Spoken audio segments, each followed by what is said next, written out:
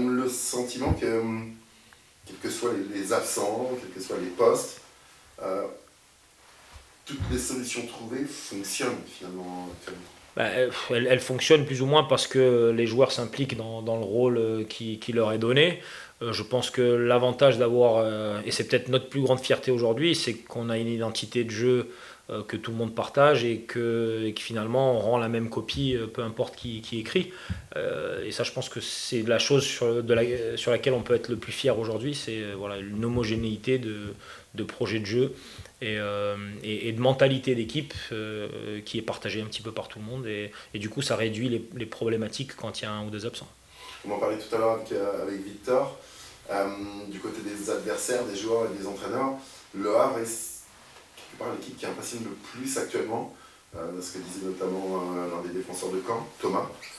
Il disait que c'était l'équipe la plus forte, la plus impressionnante. Je préfère ne pas entendre les louanges et je préfère mettre en sourdine tous ces commentaires-là. Je pense que ça ne nous aide pas. C'est bien parce que ça peut donner confiance, mais ça peut très vite détourner aussi l'attention. Et c'est pour ça qu'on essaie de se concentrer sur le travail. Il y a beaucoup de choses encore à améliorer dans notre jeu à chaque fois. On a quand même parlé de la dernière demi-heure et de la démonstration que si la rigueur collective baissée, on pouvait vite se retrouver en difficulté. Encore une fois, continuer à travailler les transitions offensives qui ne sont pas notre point fort.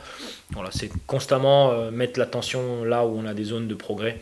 Comme ça nous évite de trop écouter les commentaires positifs.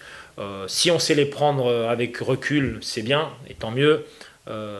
Parce que c'est toujours intéressant de pouvoir générer cette attention-là chez l'adversaire, mais ça veut aussi dire que de l'autre côté, ça travaille encore plus dur, encore plus en profondeur pour trouver des solutions et de nous mettre à défaut. Donc ça met une cible dans ton dos et il faut être très exigeant avec soi-même pour maintenir le cap.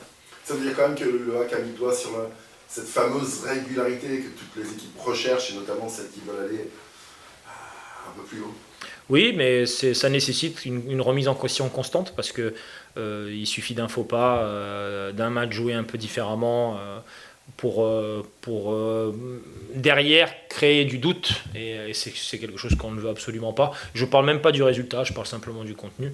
Aujourd'hui, on est stable depuis même 11 journées, j'ai envie de dire, même si les 3 premiers matchs de nos niveaux résultats n'ont pas amené ce qu'il fallait.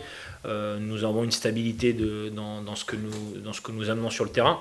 Je veux absolument qu'on continue sur cette voie-là et qu'on ne doute pas trop de notre capacité à être constant. Encore une fois, les résultats sont parfois un petit peu aléatoires, il suffit de pas grand-chose, mais le contenu doit être là constamment et c'est sur ça que j'appuie.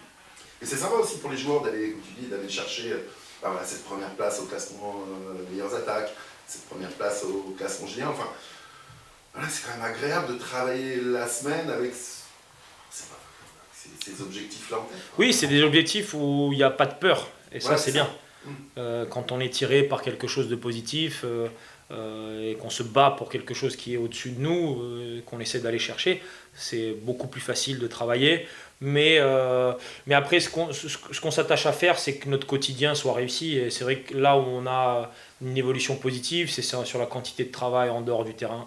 En salle de muscu, des groupes qui se forment et qui de manière autonome s'incitent à bosser de plus. On a de plus en plus de garçons qui restent sur le terrain après pour travailler des choses spécifiques. Je pense que tout ça mis bout à bout, 1% par là, 1% par là, par le travail quotidien individuel et délibéré, c'est là où on y gagne le plus. Et je pense que c'est notre bataille la principale, elle se situe sur cette zone-là. Un petit mot sur Rodez, équipe pénible à jouer. Une équipe avec de grosses valeurs, dans un contexte pour nous qui sera délicat, différent, probablement rugueux, mais une équipe qui centre énormément, qui a une grosse présence dans la surface de réparation, il se dégage une âme collective importante. Je pense qu'on aura fort à faire pour répondre à ce critère-là, à ce match-là.